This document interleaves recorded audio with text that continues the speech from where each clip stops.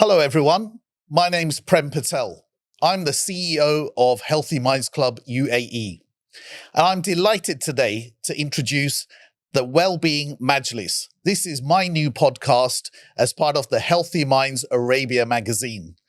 What we'll be doing is bringing a whole host of our experts from the Healthy Minds Club to come and share their stories, their backgrounds, their expertise, and how what they do really helps create healthier minds in the UAE.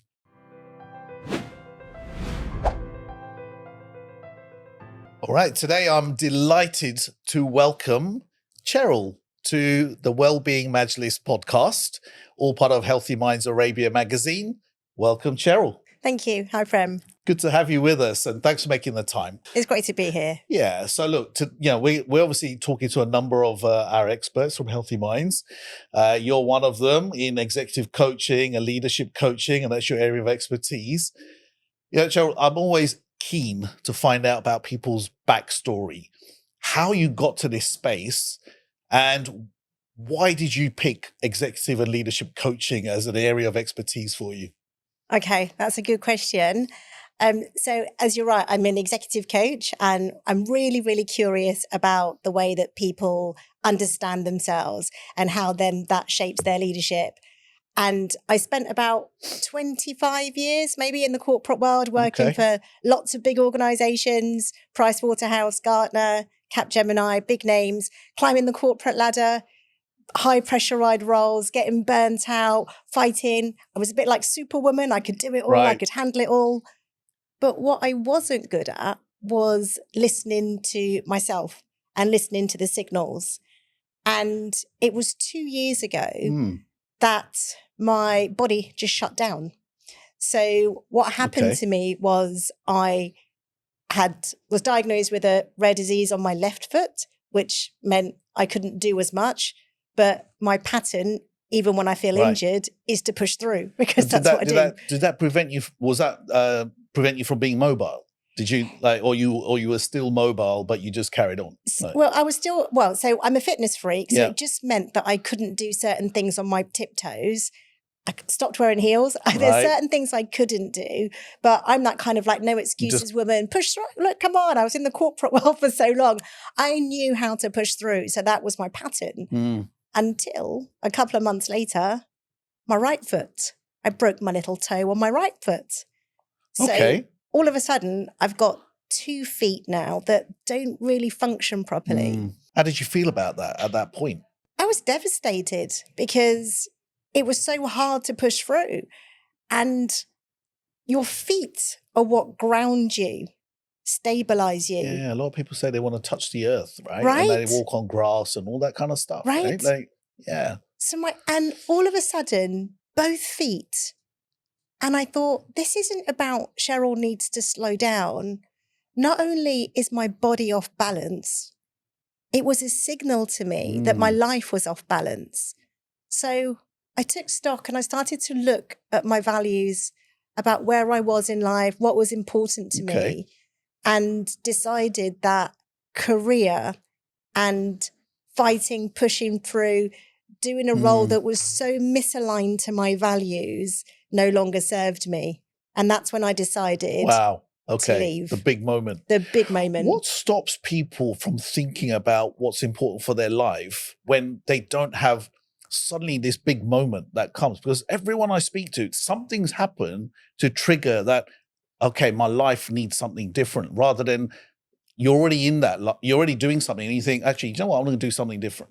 I'm really glad you asked that question because that's what I do. I work with professionals who on the outside, they look and feel really successful. Right. But inside, before that big burnout or something happens, they can feel that there's some misalignment, that they want to live a life more towards their purpose, more towards their identity, a different direction, which is why I actually created a framework called the Life Leap Framework, which helps professionals to become a bit more aware of what their values actually are.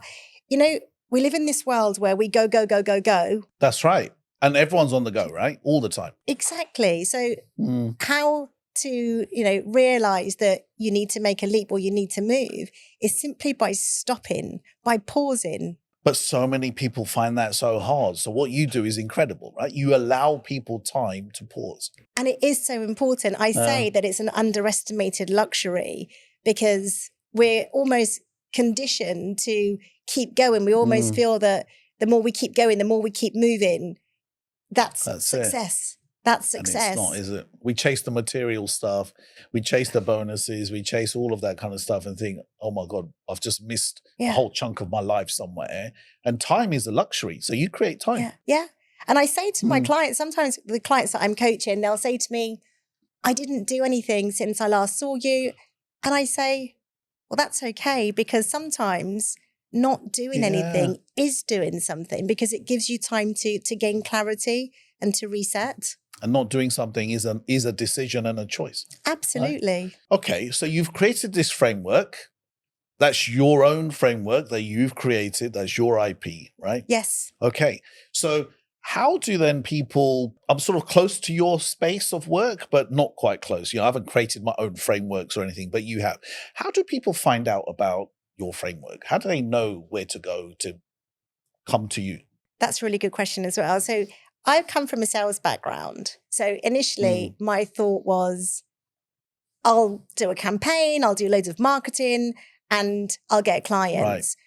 However, what I found since slowing down, a lot of my work is just coming naturally to me through word of mouth, through talking to people, through my community. Yeah. I also run an experience. So I run a Life Leap experience.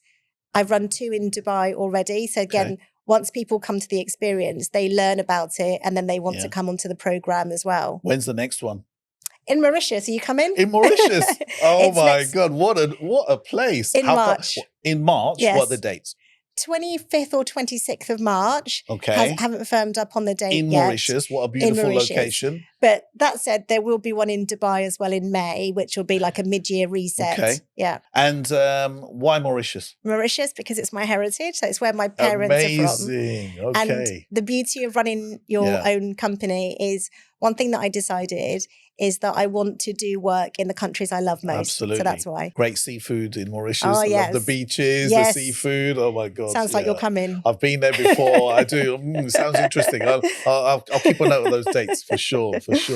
So this experience that you create, what is it? 2-3 days? What is the thing? No, it's 1 day. So it's a 1 day reset. So you have the opportunity. I get professionals from all walks of life at different stages of their career that are looking to do something different, whether it's within their organization, whether it's even to do with leaving the corporate world or doing something, a side hustle, something. Okay. So it's an 8-hour day. And is it pitched, it's obviously pitched at a certain level. Is it like what sort of level do you? Normally I will say it's for those professionals that are transitioning.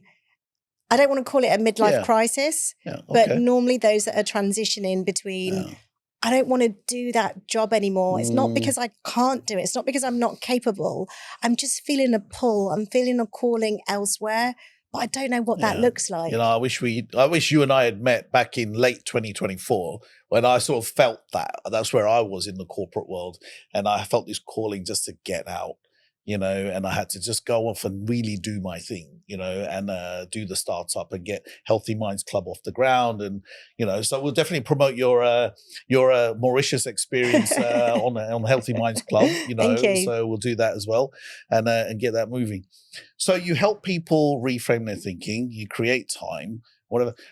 In your opinion, right now, there seems to be there's so much talk around healthier minds, employee well-being, corporate well-being, all of this. What's happening in the world? Why is it suddenly just, boomed in this space? I think people are just waking up to the fact that stress, anxiety, fatigue, burnout, that it's not because of illness, realizing that it's come from the fact that we're misaligned. People are realizing that if they keep on doing what they're doing, then this is the result of that. But do you mean like misaligned sort of head, like mind and body, or just like? Values. Yeah. Okay. Mind and body, yes. And in terms of their values, because if you're not doing something that's aligned to your values, your body feels it. And that's why all these symptoms are happening. Because you're forcing yourself to do something that's not there, that you don't really want to do, but you do it because, hey, I've got bills to pay. I've got things to do and people's expectations and all the other stuff. And I think we're driven by fear as well, because it's what we're used to doing. Yeah. So if I take my own example, I was used to being in this model and it served me. But then it gets to a point where actually this model doesn't serve me anymore. It's not that it's right or wrong, but that's when burnout really happens. And I also see that, we talk about well-being in workplaces, and now we see metrics for well-being. That's true. Yeah. And some of the metrics I've seen are ridiculous because it's just almost like ticking a box. But well-being is actually a leadership competency. It's not just a perk. It's more than that. But, and that's a really interesting and a brilliant piece of insight, right? Because it is a competency, but how come so many training modules and development programs never show it? It's never there. And that's the work I'm doing in terms of leadership development, is helping organizations realize that it is a competency. And by having it as a competency, it will drive business performance as well. And these organizations are accepting of the change. And what are the sort of challenges you're facing when you're trying to sort of make that change and that transition within the organization? I have to be honest that the organizations that I've worked with have been very open to it. I've not seen anyone resisting it at the moment, but these are organizations that are coming to me. So I think there is some slight movement. There are some leaders out there that actually believe in this and are investing in it. But I'd say it's light touch. It's almost like they're testing the water at the moment. And I pick on this point at the moment because the other day I was in an event. There's probably about 200 people in the event. And I asked a question about the leader. They're all leaders. A lot of people were senior leaders or directors or CEOs, owners of business. And I asked a question. I said, who actually believes that leadership and thinking about well-being and training your minds is a competency for people? Not one person put their hand up. Not one. It's shocking. But yet they all put their hand up saying they all knew how to drive performance and create high impact, high performance teams. And I said, well, to me, that equation doesn't work because you don't believe this is a competency, but yet you say you're good at doing this. It's interesting. Also, I think that there's the definition of how do you define well-being? I'm not asking you but it's in a really particular, good question though, isn't it? What well-being means to one organization may not mean the same to another organization, which is why it's quite important to define what it actually means or the elements of well-being. Because normally when you say well-being, people visualize going for a run and eating healthy food. Or a bit of yoga or something or whatever it is, right? Yeah. Which are it's important. And yes, it does help with your performance, right? But there's so much more to it than that as well. Yeah. So in Healthy Minds Club, we have 3 things that we think well-being becomes. And that's like performance, it's resilience, and it's happiness. Absolutely. And everything we do, all of the sort of expertise and knowledge, you're one of the experts who are in there. It all becomes part of those 3 things. Yeah. And if we combine those and do them well, I think organizations can flourish even more, than where they are. But, absolutely. And that's why I like the title Healthy Minds as opposed to well-being. Yeah. Yeah. Because it all starts here. You're right. That whole connection between mind and body. Right? Yeah. So what's happening for you in 2026? You're doing a couple of big experiences, one in Mauritius, one in Dubai. Mauritius is in my head. And you do and people are finding you now to help them. What's it looking like this year for you? What do you want to do? Like, what's your sort of big moment? This year is more about depth for me. So I've got a couple of areas that I want to focus on. So one, yes, is the Life Leap experience, creating spaces for people to take time to build that awareness around themselves so they can decide what next and build their next chapter with intention. So that's one thing. I'm deciding where next after Dubai, maybe London, maybe Harrow. Why not? That's right. You and I from the same area, Exactly, right? That why was, not? I mean, imagine where we met in Dubai rather than even Harrow. Yeah. But yeah, we weren't that far up from each other over there. So But there you just go. That's brilliant. Another life leap somewhere else. Yeah. And I also, the other thing that I'm doing is I have been going into organizations, and there's a 360-degree assessment that I do called the Leadership Profile Assessment. Leadership Circle Profile, Okay. sorry. And it's a 360-degree assessment that looks at your leadership competencies, and it looks at those tendencies that show up when you're under pressure. Okay. Now, those tendencies, they once served you, but when you overuse them, they can cost you your well-being, your relationships, your performance. And it's a data-driven tool. And we talk about how organizations, how can we get them to realize the importance of well-being? Going into organizations and using this assessment is one thing that I want to be doing more of, absolutely, in 2026. So this assessment, how long does it take to do the assessment? Is it like a long process or? It's really quick. So it takes the leader 30 minutes to fill in. There's about 130 questions that they fill in very quickly. And then as it's 360, they have to have their team also to complete it. And it takes them about the same time. Right. And then the work's on me. And then it's the reports, and then you analyze the report, assess the report, and you go back and... Exactly. So we do a 90-minute debrief, and then we have a development plan that comes on the back of that as well. Okay. So you're helping so many people, Cheryl. It seems like the work you're doing, amazing, right? You're helping so many people create space, thinking time, improve their sort of competencies. How do you manage your space and your time? What are your top 5 things that you do that say, you know what, here's how I keep clarity of thinking and here's how I create my space? Okay. So for me, it's a routine that I followed for such a long time. So one thing is how I start my day is very important. So I go for a walk every single morning. Before rain or shine? Well, no rain in Dubai, but but I used to do it in the UK, and it was tough. It was dark. It was cold. So I have a walk every morning, and I walk for an hour. So it's a great way to start my day because it clears my mind. I can set my intention for the day, and before I look at emails or anything else, and it really is a practice that I've done for so long, and it's really important to me. Another thing that I do in terms of healthy minds is really being able to think before I react. So how we interpret a situation can determine how we behave and how whether we're going to be stressed out about it or calm. True. Parking the car just now, right? I couldn't find anywhere to park. I thought I might be late. I could have stressed out about it or just messaged Prem, it's fine. It's right. And it's okay. Because we know.